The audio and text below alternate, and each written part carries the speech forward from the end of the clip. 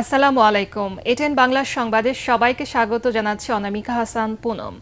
শুরুতে বিআরবি কেবল সংবাদ শিরোনাম। কোরবানির পশুর চামড়া প্রতি বর্গফুটে 2 টাকা বাড়িয়ে দাম নির্ধারণ করেছে সরকার।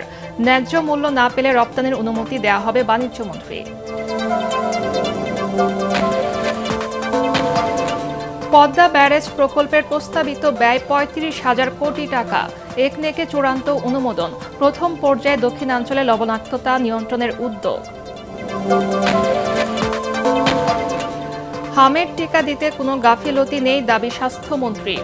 অনিয়ম তদন্তের চেয়ে শিশুর মৃত্যু ঠেকানো জরুরি। হাম উপসর্গে আরও 6 শিশুর মৃত্যু। বর্ষা মৌসুমে ডেঙ্গু পরিস্থিতি ভয়াবহ রূপ নেবে আশঙ্কা বিশেষজ্ঞদের। অনাকাঙ্ক্ষিত মৃত্যু ঠেকাতে এখনই জরুরি ভিত্তিতে সমন্বিত উদ্যোগ নেয়ার পরামর্শ। এবং ইরান যুদ্ধে অচল অবস্থা কাটাতে চায়নার সহায়তা প্রয়োজন পড়বে না আত্মবিশ্বাসী ট্রাম্প। 4 দিনের সফরে বেইজিংয়ে মার্কিন প্রেসিডেন্ট। এবারে বিস্তারিত। এবার কোরবানির পশুর চামড়ার দাম প্রতি বর্গফুটে 2 টাকা বাড়িয়ে নির্ধারণ করেছে সরকার। গরুর লবণযুক্ত চামড়ার দাম ঢাকায় প্রতি বর্গফুট 62 থেকে 67 টাকা। ঢাকার বাইরে 57 থেকে 62 টাকা ধরা হয়েছে। সারা দেশে খাসির চামড়ার প্রতি বর্গফুট 25 থেকে 30 টাকা। বকরির চামড়া 22 থেকে 25 টাকা নির্ধারণ করা হয়েছে। বাণিজ্য মন্ত্রী জানান, চামড়া ন্যায্য মূল্য না পেলে রপ্তানির অনুমতি দেয়া হবে। রিপোর্টে জানাচ্ছেন মাহবুব কবির চপল। প্রতি বছর কোরবানির গরু ছাগলের দাম বাড়লেও পানির দরেই বিক্রি হয় চামড়া। সরকার বদল হলেও চামড়ার দামের খুব একটা বদল হচ্ছে না। গত বছরের চেয়ে এবার মাত্র 2 টাকা বেশি নির্ধারণ করা হয়েছে গরুর চামড়ার দাম। ঢাকায় প্রতি বর্গফুট লবণযুক্ত গরুর চামড়া 62 থেকে 67 টাকা। ঢাকার বাইরে 57 থেকে 62 টাকা নির্ধারণ করেছে সরকার। সারা দেশে খাসির চামড়া প্রতি বর্গফুট গত বছরের মতোই 25 থেকে 30 টাকা। বকরির চামড়া 22 থেকে 25 টাকা ধরা হয়েছে। সেই হিসেবে একটি মাঝারি আকারের গরুর চামড়ার দাম হতে পারে 12 থেকে 1300 টাকা। কুরবানির পশু চামড়া যেন নষ্ট না হয়, সংরক্ষণ জ্ঞানের অভাবে জায়গায় যেন লবণ পৌঁছে যায়, সেটি আমরা নিশ্চিত করছি সরকারি অর্থায়নে। চামড়াজাত পণ্যের দাম বাড়লেও চামড়ার দাম কেন বাড়ছে না, এমন প্রশ্নে বাণিজ্য মন্ত্রী জানান, হাজারীবাগ থেকে সাভারে ট্যানারি স্থানান্তরের কারণেই চামড়ার দাম পড়ে গেছে। এবার পরিস্থিতি পর্যবেক্ষণ করে চামড়া রপ্তানির অনুমতি দেওয়া হতে পারে। হাজারীবাগ থেকে যখন ট্যানারিগুলি রিলোকেট হয়ে সাভারে গেল, আমাদের চামড়া খাতের জন্য এটি একটি বিপর্যয় সৃষ্টি করেছে এই জন্য যে হাজারীবাগ থেকে রিলোকেট হয়ে স্থানান্তর হয়ে সাভারে গিয়ে যদি পুরো ট্যানারিগুলি চালু হয়ে যেত, সব কারখানাগুলি চালু হয়ে যেত, তাহলে চামড়ার দর বাড়তেই থাকতো, চামড়ার দর কমতো না অথবা এরকম স্থবির হয়ে পড়তো না। সামনের দিনে চামড়া খাতকে বাংলাদেশের একটা সত্যিকার সম্ভাবনাময় খাতে রূপান্তর করব, এই বিষয়ে সরকার প্রতিশ্রুতিবদ্ধ। এটা এক্সপোর্ট করা যায় কিনা সেটা বিবেচনা করবো আমাদের সাথে। এটা অবস্থা সাপেক্ষে প্রয়োজন বোধে আমরা সেইরকম চিন্তা ভাবনা করব, এই মুহূর্তে সেটি বিষয় না। বাণিজ্য মন্ত্রী জানান, এবার সারা দেশে 1 কোটি পশু কোরবানি হতে পারে। আমার পরিকল্পনাটা আপনাদের কাছে বলেছি। মাহবুব কবির চপল, এটিএন বাংলা, ঢাকা। এটা রেঞ্জ দিয়েছি আপনাকে। জাতীয় অর্থনৈতিক পরিষদের নির্বাহী কমিটি একনেক সভায় চূড়ান্ত অনুমোদন পেল পদ্মা ব্যারেজ প্রকল্পের মোট প্রস্তাবিত ব্যয় 35,000 কোটি টাকা। এই প্রকল্প বাস্তবায়নের মাধ্যমে শুষ্ক মৌসুমে পদ্মা নদীর পানির সংরক্ষণ ও নিয়ন্ত্রণ করে স্বাদু পানির প্রবাহ ফিরিয়ে আনার পরিকল্পনা করা হয়েছে। জুলাই 2026 থেকে জুন 2033 মেয়াদে প্রকল্পটি বাস্তবায়ন করা হবে। সচিবালয়ের মন্ত্রিসভা কক্ষে প্রধানমন্ত্রী তারেক রহমানের সভাপতিত্বে অনুষ্ঠিত একনেক সভায় প্রকল্পটি অনুমোদন দেয়া হয়। সভায় মোট 16টি প্রকল্প উপস্থাপন করা হয়। এর মধ্যে 9টির অনুমোদন দেয়া হয়। এর মধ্যে 3টি নতুন প্রকল্প, 5টি সংশোধিত ও 1টির মেয়াদ বৃদ্ধির সিদ্ধান্ত নিয়েছে একনেক। পদ্মা ব্যারেজ প্রকল্প সহ 9 প্রকল্পের ব্যয় ধরা হয়েছে প্রায় 36,500 কোটি টাকা। প্রায় 16টি প্রজেক্ট নিয়ে সেখানে বিস্তারিত আলোচনা হয়েছে। এর মধ্যে 7টি প্রজেক্ট অনুমোদন হয়েছে এবং আরও কয়েকটা প্রজেক্ট সেটা নিয়েও আলোচনা হয়েছে যেটা অবজারভেশনে ছিল। আমরা এক কথায় বলি যে বাংলাদেশের মাস্টার মাইন্ড প্রকল্প সেটি হলো পদ্মা ব্যারেজ। প্রায় 35,000 কোটি টাকার এই প্রজেক্ট আজকে অনুমোদন হয়েছে, যেখানে বাংলাদেশের 3 ভাগের 1 ভাগ অঞ্চল, 24টা জেলা, 7 কোটি মানুষ, 37% তারা উপকারভোগী। জনস্বার্থে জনগুরুত্বপূর্ণ বিধায় এই প্রকল্পটি আজকে অনুমোদন হয়েছে। দেশের বর্তমান অর্থনৈতিক সংকট উত্তরণে সরকারের 2 বছর সময় লাগবে বলে মন্তব্য করেছেন তথ্য ও সম্প্রচার মন্ত্রী জহিরুদ্দিন স্বপন। তিনি বলেন, বিগত সরকারের রেখে যাওয়া 30 লক্ষ কোটি টাকা ঋণের বোঝা বইতে হচ্ছে ক্ষমতাসীনদের। রাজধানীর উত্তরা কমিউনিটি সেন্টারে মাসব্যাপী ইসলামী প্রতিযোগিতায় বিজয়ীদের মধ্যে পুরস্কার বিতরণী অনুষ্ঠানে এসব কথা বলেন মন্ত্রী। পবিত্র রমজান উপলক্ষে এই প্রতিযোগিতার আয়োজন করে উত্তরা মুগ্ধ মঞ্চ। বিরোধী দলের সাথে সংসদের সরকার গঠনমূলক বিতর্ক চালিয়ে যাচ্ছে উল্লেখ করে তিনি বলেন, এই তর্ক বিতর্ক কোনোভাবে যাতে রাজপথে না আসে সে বিষয়ে সতর্ক থাকতে হবে। আগামী 2 বছর সামাজিক ও রাজনৈতিক স্থিতিশীলতা ধরে রাখতে না পারলে ভঙ্গুর অর্থনীতি পুনরুদ্ধার কঠিন হবে বলেও জানান তথ্যমন্ত্রী। পুরস্কার বিতরণী অনুষ্ঠানে অন্যান্যের মধ্যে উপস্থিত ছিলেন ঢাকা 18 আসনের সংসদ সদস্য SM জাহাঙ্গীর হোসেন। অতীতের সরকারের লুটের কারণে আমাদেরকে এই লুটপাটের অর্থনীতির দায় দায়িত্ব জনগণকে বহন করতে হচ্ছে। এই ধ্বংসপ্রাপ্ত অর্থনীতির হাত থেকে দেশকে আবার স্বাবলম্বী করতে, যাতে অর্থনৈতিক সংকট পুনরুদ্ধার করার এই জটিল সময়টাতে কেউ আমাদেরকে রাজনৈতিকভাবে বিভাজিত করতে না পারে। সংসদের ভেতরে এবং বাহিরে কথা কাজের মিল রেখে সরকার ও বিরোধী দলকে এগিয়ে যেতে হবে বলে মন্তব্য করেছেন পানি সম্পদ মন্ত্রী শহীদউদ্দিন চৌধুরী অ্যানি। বুধবার জাতীয় প্রেস ক্লাবে জামাত ইসলামীর সেক্রেটারি জেনারেল অধ্যাপক মিয়া গোলাম পরোয়ার রচিত 5টি বইয়ের মোড়ক উন্মোচন অনুষ্ঠানে তিনি একথা বলেন। এই সময় জামাতের সেক্রেটারি জেনারেল মিয়া গোলাম পরোয়ার বলেন, আগামী দিনে যেন পুরনো ফ্যাসিবাদ ফিরে আসতে না পারে সেজন্য সবাইকে ঐক্যবদ্ধ থাকতে হবে। এতে প্রধান অতিথির বক্তব্যে জামাতের নায়েবে আমির ATM আজহারুল ইসলাম বলেন, ফ্যাসিবাদের সময় যাদের নির্যাতনের কথা কেউ লেখেনি তাদের কথা জাতির সামনে তুলে ধরতে এমন প্রকাশনা আরও প্রয়োজন। এ সময় জামাতের শীর্ষ নেতারা বইগুলোর মোড়ক উন্মোচন করেন। 6টা কারাগারে আমি ঘুরছি তো, খুলনা কারাগার, কাশিমপুরের 3-4টা কারাগার, নারায়ণগঞ্জ কারাগার, নাজিমুদ্দিন রোডের কারাগার, কেরানীগঞ্জের কারাগার, সব কারাগারই লিখছি। সবগুলো কারাগারের বিধি এত কঠিন ছিল যে খাতা নিয়ে বেরোনো যেত না, যা লিখেছেন তা আবার রেখে আসতে হতো। লুকায় লুকায় কার আগে জামিন হয় তার ব্যাগের মধ্যে ঢুকাই দিয়ে দিতাম, তুমি এটা নিয়ে আমার বাসায় পৌঁছায় দিও। একটা বই লিখবো এই সুযোগটা পাই নাই। কতবার জেলে গিয়েছি, কতবার ডায়েরিতে পরোয়ার ভাইয়ের মতো এইভাবে নোট করেছি। ওনার যেরকম লেখা হয়েছে আমার লেখা হয় না। যারা আমাদের নতুন প্রজন্ম, যারা স্বৈরাচারের অত্যাচার জুলুম দেখার সুযোগ পাননি, ফ্যাসিস্ট সরকারের অত্যাচার জুলুম নির্যাতনের শিকার হননি, তারা এর মাধ্যমে শিক্ষা গ্রহণ করতে পারবে। হামের টিকা দিতে সরকার কোনো গাফিলতি করছে না। বাদ পড়া শিশুদের খুঁজে খুঁজে টিকা দেওয়া হচ্ছে বলে দাবি করলেন স্বাস্থ্যমন্ত্রী সরদার সাখওয়াত হোসেন। সচিবালয় ব্রিফিংয়ে এসব কথা বলেন তিনি। মন্ত্রী জানান, টিকার সুফল পেতে কিছুটা সময় লাগবে। স্বাস্থ্যমন্ত্রী বলেন, গাফিলতি কিংবা অনিয়ম তদন্তের চেয়ে শিশুর মৃত্যু ঠেকানোর উপর বেশি জোর দিচ্ছে সরকার। মাহবুব কবির চপলের আরেকটি রিপোর্ট। হামে প্রতিদিনই ঝরছে প্রাণ, মা বাবা হারাচ্ছে আদরের সন্তান। 2 মাসেও নিয়ন্ত্রণে আসছে না প্রাণঘাতী এই রোগ।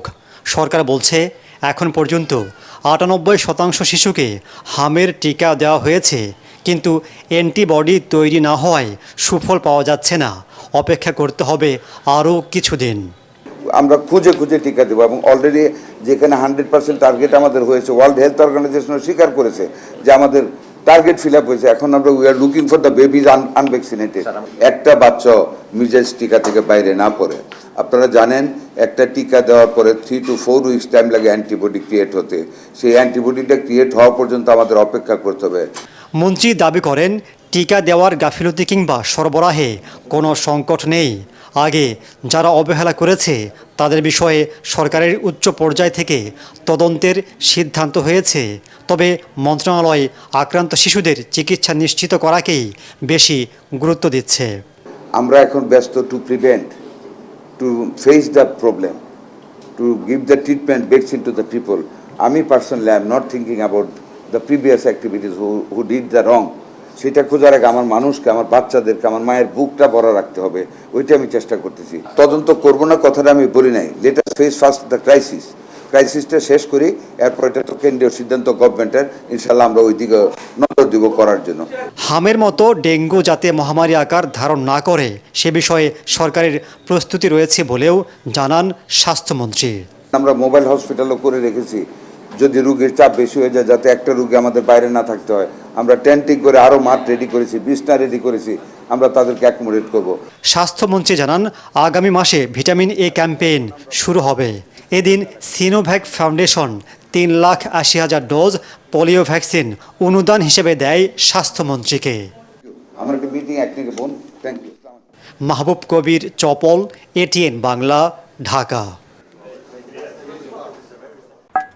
ঈদ লাগছে মনে? বিকাশ পেমেন্ট সবখানে, দেশ জুড়ে বিকাশ পেমেন্টে পাচ্ছেন 8,000 টাকার বেশি অফার। দেশের 3 জেলায় হামের উপসর্গে আরও 6 শিশুর মৃত্যু হয়েছে। এর মধ্যে সিলেটে 3, ময়মনসিংহে 2 এবং কুমিল্লায় 1 জন মারা গেছে। স্বাস্থ্য বিভাগ জানিয়েছে, গত 24 ঘন্টায় সিলেটে চিকিৎসাধীন অবস্থায় 3 শিশুর মৃত্যু হয়। এ নিয়ে সিলেট বিভাগে হাম ও উপসর্গের মৃতের সংখ্যা বেড়ে 31 জনে দাঁড়ালো। অন্যদিকে ময়মনসিংহ মেডিকেল কলেজ হাসপাতালে গত 24 ঘন্টায় আরও 2 শিশুর মৃত্যু হয়েছে। একই সময়ে নতুন করে 23 শিশু ভর্তি হয়েছে। এছাড়া কুমিল্লায় গত 9 মে নিউমোনিয়া ও পরবর্তীতে হামের উপসর্গ নিয়ে ভর্তি হওয়া 5 মাস বয়সী এক শিশুর মৃত্যু হয়েছে। এই জেলায় এখন পর্যন্ত হাম ও উপসর্গে মোট 7 জন মারা গেছে।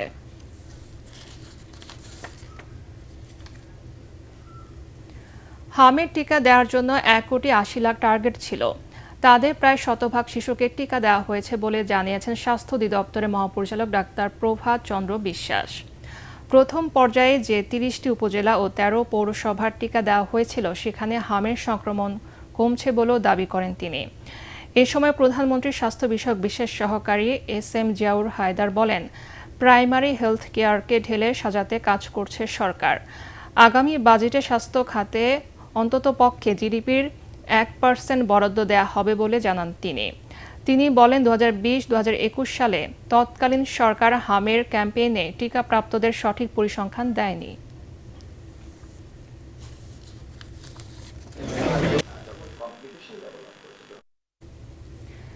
এদিকে বর্ষা মৌসুমে এবার ডেঙ্গু পরিস্থিতি ভয়াবহ রূপ নেবে বলে আশঙ্কা বিশেষজ্ঞদের। একদিকে হাম, অন্যদিকে ডেঙ্গু। অনাকাঙ্ক্ষিত মৃত্যু ঠেকাতে এখনই জরুরি ভিত্তিতে সমন্বিত উদ্যোগ নেওয়ার পরামর্শ তাদের। অকার্যকর ফগিং মেশিনের পরিবর্তে কার্যকর মশানাশক ব্যবহারের তাগিদ দিয়ে তারা বলেন, গত সরকারের গাফিলতিকে দায়ী করে সময়ক্ষেপণ করলে ভয়াবহ পরিণতি এড়ানো যাবে না। মিজান শাহজাহানের রিপোর্ট। গত বছর ডেঙ্গুতে আক্রান্ত হয়ে মারা যায় প্রায় 500 মানুষ। গেল আড়াই দশকের মধ্যে সবচেয়ে বেশি মারা যায় 2023 সালে 1705 জন। ডেঙ্গু নিয়ে সভা, সেমিনার, কর্মশালা সবই হচ্ছে, কিন্তু এর থেকে পরিত্রাণ পাচ্ছেন না মানুষ। জাহাঙ্গীরনগর বিশ্ববিদ্যালয়ের অধ্যাপক কীট তত্ত্ববিদ ডক্টর কবিরুল বাশার জানান, এবার ডেঙ্গুর ব্যাপক বিস্তারের আশঙ্কা রয়েছে। এডিস মশার ঘনত্ব নিয়ে যে গবেষণা করছি সেখানে আমরা দেখতে পাচ্ছি যে এডিস মশার ঘনত্বের যে ইন্ডেক্স, যেটাকে ব্রুটো ইন্ডেক্স বলা হয়, এই ব্রুটো ইন্ডেক্স প্রায় প্রতিটি জায়গাতেই 20-এর উপরে আছে। যখন কোথাও ব্রুটো ইন্ডেক্স 20-এর উপরে থাকে তখন ধরেই না হয় ওই এলাকাতে ডেঙ্গু বা এডিস মশা বাহিত রোগ বাড়বে। আমাদের জাহাঙ্গীরনগর বিশ্ববিদ্যালয় থেকে আমরা যে কাজ করি সেখানে আমরা যে ফরকাস্টিং মডেলটি তৈরি করছি সেখানে দেখা যাচ্ছে যে এবছর এখনই ব্যবস্থা না নিলে ডেঙ্গু পরিস্থিতি খারাপ হওয়ার একটি ঝুঁকি আছে। এডিস মশা নিয়ন্ত্রণের যে লার্ভিসাইড যদি স্বল্পতা থাকে সেগুলো এখনই প্রস্তুতি গ্রহণ করা দরকার। তা না হলে বাংলাদেশের বেশ অনেকগুলো জেলাতে এবার ডেঙ্গুর পরিস্থিতি বেশ খারাপ হবে। এক সময় বলা হতো ডেঙ্গু জ্বরের বাহক এডিস মশা পরিষ্কার পানিতে বংশবিস্তার করে এবং শুধু দিনে কামড়ায়। গবেষণা এ ধারণাকে অসত্য প্রমাণ করে দেখিয়ে দিয়েছে এডিস মশা ময়লা পানিতেও বংশবিস্তার করছে, রাত দিন 24 ঘন্টায় কামড়াচ্ছে। এমনকি এই মশা এখন আর রাজধানীতে সীমাবদ্ধ নেই। পরিস্থিতি নিয়ন্ত্রণের বাইরে চলে যাওয়ার আগেই বাস্তবমুখী পদক্ষেপ নেওয়ার তাগিদ দিয়েছেন জনস্বাস্থ্য বিশেষজ্ঞ ডাক্তার মুস্তাক হোসেন। কলকাতা শহর বা যারা সফল হয়েছে আর তাদের প্রধান হলো তাদের যে রাজনৈতিক নেতৃত্ব, তারা এই বিষয়ে খুবই গুরুত্ব দিয়ে কাজ করেছে। তারা জরুরি ভিত্তিতে কাজ করেছে যে আমরা মানুষকে ডেঙ্গি থেকে বাঁচাবই। তাদের হাতে যারা এটা ডিসিশন নিয়েছেন তাদের হাতে সেই বৈজ্ঞানিক হাতিয়ারটা ছিল না, তারা বৈজ্ঞানিকদের ডেকে নিয়ে এসছে। কীটতত্ত্ববিদ, জনস্বাস্থ্যবিদ, চিকিৎসক, পরিবেশ বিজ্ঞানী, এইভাবে তারা নিবিড়ভাবে কয়েক বছর একটানা কাজ করে আজকে তারা এরকম নিয়ন্ত্রণের অবস্থায় এনেছেন। কাজে আমাদের যারা নেতৃত্ব তারা যদি পণ করেন যে আমরা বাংলাদেশের মানুষকে ডেঙ্গির মৃত্যু থেকে বাঁচাবো, তাহলে তাদের পক্ষেও সম্ভব। পদ্ধতি তো আমাদের জানা আছে, যারা জানেন তাদেরকে ডেকে এনে কথা বলে নিশ্চয়ই পথ বেরোবে। বিগত বছরগুলোতে হাসপাতালে হাম রোগীদের চাপ ছিল না। এবার ভিন্ন বাস্তবতায় উপজেলা ও জেলা সদর হাসপাতালে ডেঙ্গুর জন্য বিশেষায়িত ইউনিট চালুর পরামর্শ বিশেষজ্ঞদের। এটা তো একটা রাসায়নিক পদ্ধতি, এর সাথে প্রাকৃতিক। মিজান শাহজাহান, এটিএন বাংলা, ঢাকা। জুলাই গণ আন্দোলনে নারায়ণগঞ্জে শিশু রিয়া গোপ সহ 10 জনকে হত্যার মামলায় সাবেক সংসদ সদস্য শামীম ওসমান সহ 12 জনের বিরুদ্ধে বিচার শুরুর আদেশ দিয়েছেন আন্তর্জাতিক অপরাধ ট্রাইব্যুনাল। আনুষ্ঠানিক অভিযোগ গঠন করে আগামী 10 জন সূচনা বক্তব্য উপস্থাপন ও সাক্ষ্য গ্রহণের জন্য দিন ঠিক করেছেন বিচারপতি গোলাম মর্তুজা মজুমদারের নেতৃত্বাধীন 3 সদস্যের ট্রাইব্যুনাল 1। একই সাথে পলাতক সব আসামির বিরুদ্ধে গ্রেফতারি পরোয়ানা জারি করেছেন ট্রাইব্যুনাল। এই মামলায় শামীম ওসমান ছাড়াও তার ছেলে অয়ন ওসমান, ভাতিজা আজমেরি ওসমান সহ নারায়ণগঞ্জ আওয়ামী লীগ, যুবলীগ ও ছাত্রলীগের নেতাকর্মীদের আসামি করা হয়েছে। আসামিদের বিরুদ্ধে মানবতা বিরোধী অপরাধে 3টি অভিযোগ এনেছে প্রসিকিউশন। আসামিরা সবাই পলাতক থাকায় তাদের পক্ষে রাষ্ট্র নিযুক্ত আইনজীবী নিয়োগ দিয়েছেন ট্রাইব্যুনাল। জুলাই হত্যা মামলার আসামি শামীম ওসমান সহ অপর 11 জন আসামির বিরুদ্ধে অভিযোগ গঠন করা হয়। মোট 3টি অভিযোগ ছিল আমাদের, সেই 3টি অভিযোগের ভিত্তিতেই অভিযোগ গঠন করেন। রিয়া গোপ নামে 6 বছরের একটা বাচ্চা ছিল, তাকেও নৃশংসভাবে হত্যা করা হয় এবং অমানবিকভাবে। সেটা যেমন তারা সেখানে তুলে ধরেছে, তেমনি শহীদদের সকলের নামও তারা তুলে ধরেছে। ঘটনার স্থান, ঘটনার সময়, ঘটনার তারিখ ইত্যাদি তারা তুলে ধরেছে। ট্রেনের অগ্রিম টিকিট বিক্রি শুরু হতে হুমড়ি খেয়ে পড়েছেন যাত্রীরা। আজ বিক্রি হচ্ছে 23 মে যাত্রার টিকিট। সকালে রাজশাহী, রংপুর ও খুলনা বিভাগের ট্রেনের 16,200 টিকিট কিনতে 30 মিনিটের মধ্যে রেলের সার্ভারে হিট হয়েছে প্রায় 60 লাখ। আগামী 14, 15, 16 ও 17 মে যথাক্রমে 24, 25, 26 ও 27 মে টিকিট পাওয়া যাবে। আর ঈদ শেষে ট্রেনের ফিরতি যাত্রা টিকিট বিক্রি শুরু হবে 21 মে। ঈদে অগ্রিম ও ফিরতি যাত্রার ক্ষেত্রে একজন যাত্রী দিনে একবার সর্বোচ্চ 4টি টিকিট কিনতে পারবেন। যাত্রার 2 ঘন্টা আগে দেওয়া হবে ট্রেনের সর্বনিম্ন আসনের 25% স্ট্যান্ডিং টিকিট। ঈদ উপলক্ষে এবার চলবে 10টি বিশেষ যাত্রীবাহী ট্রেন। একই সাথে কোরবানির পশু পরিবহনে 22 ও 23 মে চলাচল করবে 3টি বিশেষ ট্রেন। প্রথম আধা ঘন্টায় আমাদের সার্ভারে হিট করেছে 60 লাখের বেশি। আপনারা রেলওয়ে নির্দিষ্ট সার্ভার ছাড়া অন্য কোনো সার্ভার থেকে টিকিট ক্রয় করবেন না। কোনো সাথে ব্লাকারের কাছ থেকে টিকিট বা কোনো দোকানের কাছ থেকে টিকিট কিনে প্রতারিত হবেন না। এবারে ইরান আমেরিকা যুদ্ধ প্রসঙ্গ।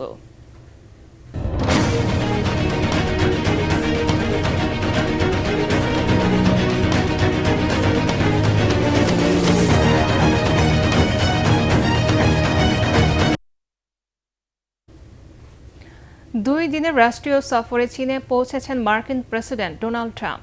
স্থানীয় সময় সন্ধ্যার দিকে তাকে বহনকারী বিমানটি বেইজিং বিমানবন্দরে অবতরণ করে। এই সফরে চীনের প্রেসিডেন্ট শি জিনপিং এর সাথে বৈঠকের কথা রয়েছে। দুই পরাশক্তি আলোচ্য সূচিতে আছে বাণিজ্য শুল্ক, প্রযুক্তি নিয়ে প্রতিযোগিতা, ইরান যুদ্ধ এবং তাইওয়ানের সবশেষ পরিস্থিতি। বেইজিংয়ে মার্কিন প্রেসিডেন্টকে বর্ণাঢ্য আয়োজনের মধ্য দিয়ে বরণ করে নেওয়া হয়। ট্রাম্পের এই সফরে অ্যাপলের শীর্ষ কর্মকর্তা টিম কুক, টেসলা ও স্পেস এক্সের প্রধান ইলন মাস্ক এবং ব্ল্যাক রকের মালিক ল্যারি ফিঙ্ক রয়েছেন। এবারের সফরে দুই দেশের বাণিজ্য ঘাটতি মেটানোই হবে তার প্রধান লক্ষ্য বলে আগে জানিয়েছিলেন ট্রাম্প। মধ্যপ্রাচ্য সংকট কাটাতে চায়নার সহায়তা পড়বে না বলেও মনে করছেন মার্কিন প্রেসিডেন্ট। 2017 সালে ট্রাম্প চীন সফর করেছিলেন। এই সফরটি মূলত মার্চ মাসে নির্ধারিত ছিল, কিন্তু ইরান যুদ্ধের কারণে তা বিলম্বিত হয়। এবার সংকটাপন্ন শিশু রেশমির খবর।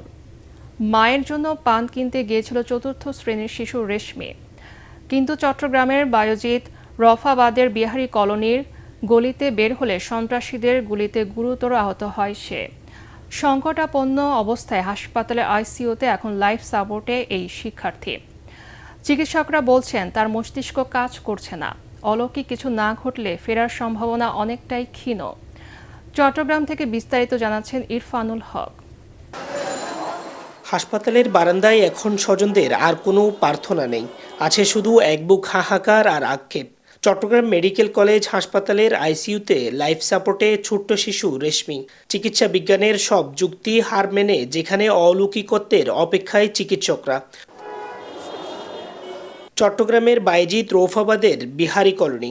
গত বৃহস্পতিবার রাতে সেই অন্ধকার গলি এখন রেশমির পরিবারের কাছে এক দুঃস্বপ্নের নাম। টার্গেট ছিল হাসান রাজু নামের এক যুবক। লক্ষ্যভ্রষ্ট ঘাতকের গুলি শিশু রেশমির বাম চোখ ভেদ করে মস্তিষ্কে গিয়ে আটকে যায়। আমি ডাক্তারের কাছে কথা বলছি, উনি বলে যে বাস খালি দোয়া করেন আল্লাহর কাছে। বাঁচার সম্ভাবনা খুবই নাই বললেই চলে, বুঝছেন। কিন্তু যাদেরকে ধরা হয়েছে যে 6 জনকে, তাদেরকে যেন কঠিন শাস্তি হয়। হাসপাতালের আইসিইউতে এখন কৃত্রিম সাপোর্টে রাখা হয়েছে রেশমিকে, কিন্তু সময়ের সাথে সাথে নিভে আসছে আশার আলো। চিকিৎসকরা জানিয়েছেন তার শরীরের বেশিরভাগ অঙ্গই কাজ করছে না। রেশমির ওর হচ্ছে 3 মানে তখন আমরা তার কোনো রেসপন্স নাই। এখন তার যে ব্লাড প্রেশারটা আমরা মেনটেন করতেছি, এটা হচ্ছে আর্টিফিশিয়াল নন অ্যাড্রিনালিন সাপোর্ট দিয়ে। এটা যখন রেসপন্স করবে না তখন ওকে আমরা দিতে হবে আর কি। ব্রেন ডেডের রোগী কখনো বেঁচে থাকার কোনো সম্ভাবনা নাই। ব্রেন ডেড রোগী ক্লিনিক্যাল ডেথ না হওয়া পর্যন্ত আইনি জরুরির কারণেই তাদেরকে ডেথ ডিক্লারেশন করা হয় না। 5 ভাই বোনের মধ্যে সবার ছোট ও আদরের রেশমি। সন্ত্রাসীদের অভ্যন্তরীণ কোন্দল আর অস্ত্রের ঝনঝনানি কেড়ে নিল একটি সাজানো পরিবারের হাসি। রেশমি কি পারবে তার স্কুলের বারান্দায় আবার ফিরে যেতে, নাকি সন্ত্রাসীদের ছোড়া বুলেটে নিভে যাবে আরও একটি শৈশব? এমন প্রশ্ন ঘুরপাক খাচ্ছে চট্টগ্রাম মেডিকেলে। ইরফানুল হক, এটিএন বাংলা, চট্টগ্রাম। বিদেশে অর্থ পাচারকারীদের অন্যতম হোতা এস আলমকে দেশে ফিরিয়ে আনার পায়তারা করছে সরকার বলে অভিযোগ করেছেন জামাতে নির্বাহী পরিষদ সদস্য শফিকুল ইসলাম মাসুদ। সকালে জাতীয় প্রেস ক্লাবে ছাত্র শিবিরের তারুণ্যের বাজেট ভাবনা সেমিনারে তিনি কথা বলেন। বিদেশে পাচার হওয়া 28 লক্ষ কোটি টাকা ফিরিয়ে আনতে সরকার কোনো ব্যবস্থা নেয়নি বলেও ক্ষোভ জানান তিনি। 9 লক্ষ কোটি টাকার বাজেটে শিক্ষা ও স্বাস্থ্য খাতকে 3 নম্বরে রাখারও সমালোচনা করেন তিনি। এছাড়া জুলাই যোদ্ধাদের বাজেটে সম্পৃক্ত করে অগ্রাধিকার দেওয়ারও আহ্বান জানান মাসুদ। অনুষ্ঠানে শিক্ষা, চিকিৎসা এবং অর্থনীতি খাতে প্রযুক্তি ভিত্তিক বিনিয়োগ বাড়ানোর তাগিদ দিয়ে একটি শক্তিশালী বাজেট তৈরির আহ্বান জানান বক্তারা। সংসদে তো আমরা জানতে চেয়েছিলাম এই পাচার রোধে কি ব্যবস্থা নিয়েছেন। পাচার রোধে ব্যবস্থা নাই। পাচারকারী সবচেয়ে বড় দোষর এস আলম, তাকে ফিরিয়ে নিয়ে এসে এবং তাকে এখন ব্যাংকে বসানোর জন্য সমস্ত প্রক্রিয়ার সাথে সরকার জড়িত থাকছে। জুলাই আন্দোলনে যে সমস্ত তরুণ শহীদ পরিবারদেরকে রক্তের এবং গুলির মুখে দাঁড়াতে হয়েছে, তাদের কথা অবশ্যই বাজেটে সম্পৃক্ত করে তাদেরকে অগ্রাধিকার ভিত্তিতে রাখতে হবে। সুপ্রিম কোর্ট আইনজীবী সমিতি 2026-2027 মেয়াদের 2 দিন ব্যাপী নির্বাচনের প্রথম দিনের ভোট গ্রহণ শেষ হয়েছে। সুপ্রিম কোর্ট বার ভবন মিলনায়তনে সকাল 10টা থেকে ভোট গ্রহণ শুরু হয়। মাঝে দুপুর 1টা থেকে 2টা পর্যন্ত বিরতি দিয়ে ভোট গ্রহণ চলে বিকাল 5টা পর্যন্ত। সভাপতি, সম্পাদক সহ 14টি পদে মোট 40 জন প্রতিদ্বন্দ্বিতা করছেন। নির্বাচনে ভোটার 11,097 জন আইনজীবী। এবারে নির্বাচনে বিএনপি সমর্থিত নীল প্যানেল থেকে সভাপতি পদে এ এম মাহবুব উদ্দিন খোকন ও সম্পাদক পদে মোহাম্মদ আলী প্রতিদ্বন্দ্বিতা করছেন। জামাতে ইসলামী সমর্থিত সবুজ প্যানেল থেকে সভাপতি পদে আব্দুল বাতেন ও সম্পাদক পদে AKM রেজাউল করিম খন্দকার প্রার্থী হয়েছেন। এদিকে এনসিপি সমর্থিত লাল সবুজ প্যানেল থেকে সম্পাদক পদে প্রতিদ্বন্দ্বিতা করছেন আজমল হোসেন বাচ্চু। এবারে অর্থ সংবাদ।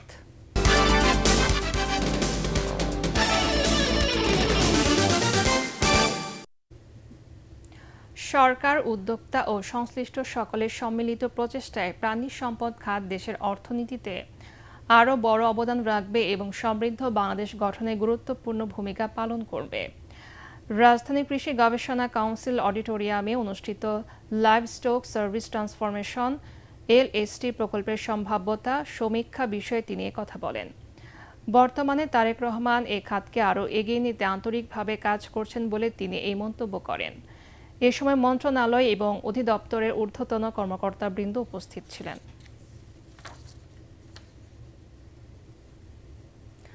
আন্তর্জাতিক নার্স দিবস উপলক্ষে যশোরের আদ্দিন নার্সিং ইনস্টিটিউটে বর্ণাঢ্য আয়োজন অনুষ্ঠিত হয়েছে। এই উপলক্ষে র্যালি, আলোচনা সভা, সাংস্কৃতিক অনুষ্ঠান ও নবীন শিক্ষার্থীদের বরণ করা হয়। এ সময় নার্সিং ইনস্টিটিউটের শিক্ষার্থীদেরকে সঠিকভাবে পড়ালেখা করে দক্ষ নার্স হিসেবে গড়ে ওঠার আহ্বান জানান সংশ্লিষ্টরা। যশোর প্রতিনিধি তামান্না ফারজানার রিপোর্ট জানাচ্ছেন জাহিদুল আলম। আন্তর্জাতিক নার্স দিবস উপলক্ষে যশোরের ফুলেরহাটে অবস্থিত আদ্দিন নার্সিং ইনস্টিটিউটে বর্ণাঢ্য আয়োজন অনুষ্ঠিত হয়েছে। একই সঙ্গে নবীন শিক্ষার্থীদের বরণ করে নেওয়া হয় উৎসব মুখর পরিবেশে। পরে কলেজ অডিটোরিয়ামে আধুনিক নার্সিংয়ের পথিকৃৎ ফ্লোরেন্স নাইটেঙ্গেলের জন্মবার্ষিকী উপলক্ষে কেক কাটা হয় এবং তার জীবন ও কর্ম নিয়ে আলোচনা সভা অনুষ্ঠিত হয়। অনুষ্ঠানে প্রধান অতিথি ছিলেন আদ্দিন ফাউন্ডেশনের উপদেষ্টা ও ইউরোলজিস্ট অধ্যাপক ডাক্তার আফিকুর রহমান। আদ্দিনের যে ফ্যাসিলিটিস আছে এই ফ্যাসিলিটিস তুমি এনজয় করে এই বাংলাদেশে এই পৃথিবীর একটা বেস্ট নার্স হিসেবে তোমার প্রতিষ্ঠিত হইতে পারে, সুতরাং সেই যোগ্যতা তোমার আছে। অনুষ্ঠানে নতুন শিক্ষার্থীদের প্রতি দিক নির্দেশনামূলক বক্তব্য রাখেন আদ্দিন সকিনা মেডিকেল কলেজ হাসপাতাল ও আদ্দিন নার্সিং ইনস্টিটিউটের associate director Nazmun Nahar, nursing ইনস্টিটিউটের অধ্যক্ষ ডক্টর ফিরোজা বেগম, 500 শয্যা বিশিষ্ট আদ্দিন সকিনা মেডিকেল কলেজ হাসপাতালের পরিচালক doctor Imdadul Haque, rail road Addin Sakina medical college হাসপাতালের পরিচালক ডাক্তার শিলা পোদ্দার এবং আদ্দিন সকিনা উইমেন্স মেডিকেল কলেজের অধ্যক্ষ অধ্যাপক ডাক্তার সঞ্জয় সাহা। আপনাদের দক্ষতা, ভালোবাসার কারণে সমাজে সুস্থতা এবং মানবিকতা সামনের দিকে এগিয়ে যাচ্ছে। তোমরা নিয়মিত পড়াশোনা করবে, আমাদের কথা শুনবা। অনুষ্ঠানে 21তম ব্যাচের নবীন শিক্ষার্থীদের ফুল দিয়ে শুভেচ্ছা জানানো হয়।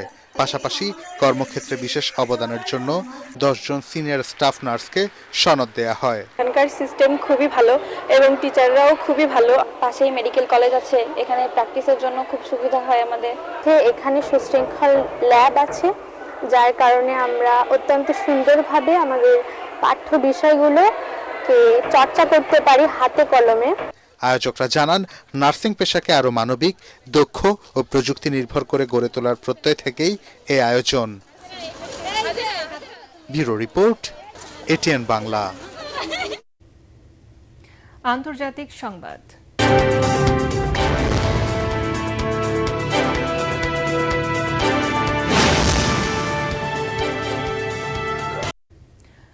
দক্ষিণ লেবাননে ইসরায়েলি সেনাদের উপর কয়েক দফা রকেট ছুড়েছে হিজবুল্লাহ। এক বিবৃতিতে ইসরায়েলি বাহিনী জানিয়েছে এসব হামলায় কেউ হতাহত হয়নি। লেবাননের আকাশে সন্দেহজনক লক্ষ্যবস্তু আটকে দেওয়ার কথাও জানিয়েছে ইসরায়েল। এদিকে লেবাননে নতুন করে ইসরায়েলি হামলায় 13 জন নিহত হয়েছে। দেশটির স্বাস্থ্য মন্ত্রণালয় জানিয়েছে নিহতদের মধ্যে এক সেনা সদস্য, এক শিশু এবং 2 জন উদ্ধারকর্মীও রয়েছে। মনস্টার বা দানব আকৃতির আন্তঃমহাদেশীয় ক্ষেপণাস্ত্রের সফল পরীক্ষা চালিয়েছে রাশিয়া, যা 35,000 কিলোমিটার দূরের লক্ষ্যবস্তুতে আঘাত হানতে পারবে। সারমাত নামের এই ICBM মিসাইলটি পরমাণু অস্ত্র বহনে সক্ষম। রুশ প্রতিরক্ষা মন্ত্রণালয়ের এক ভিডিও বার্তায় দেশটির প্রেসিডেন্ট ভ্লাদিমির পুতিন জানান, আমেরিকা আন্তর্জাতিক চুক্তি থেকে সরে গেছে, যে কারণে মস্কোকে মিসাইল ও পরমাণু সক্ষমতা বৃদ্ধির পথ বেছে নিতে হয়েছে। বলা হচ্ছে এই ক্ষেপণাস্ত্রের সফল পরীক্ষার ফলে চলতি বছরের শেষ নাগাদ সারমাদ ক্রেমলিনের সমরাস্ত্র বহরে যুক্ত হবে। এবারে খেলার খবর।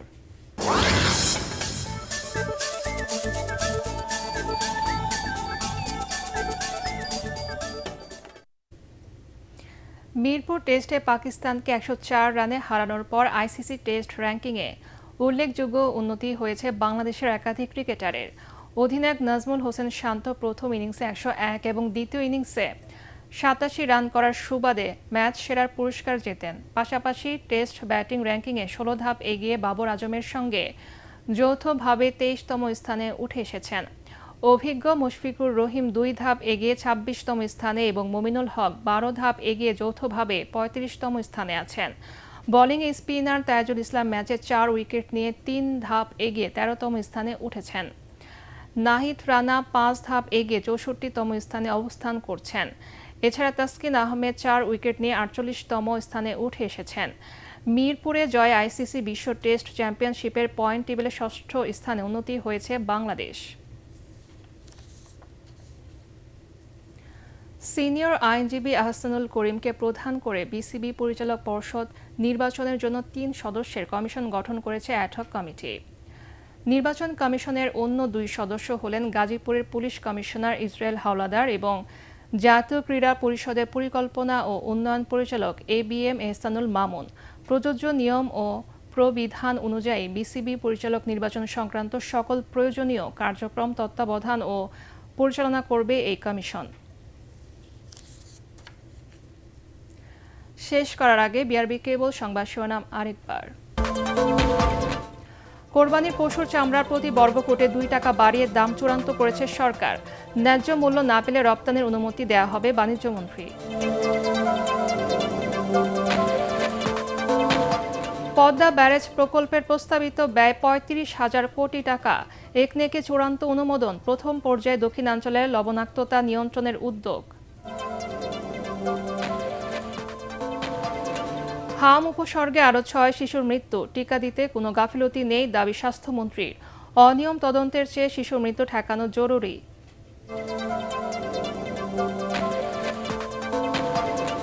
বর্ষা মৌসুমে ডেঙ্গু পরিস্থিতি ভয়াবহ রূপ নেবে আশঙ্কা বিশেষজ্ঞদের।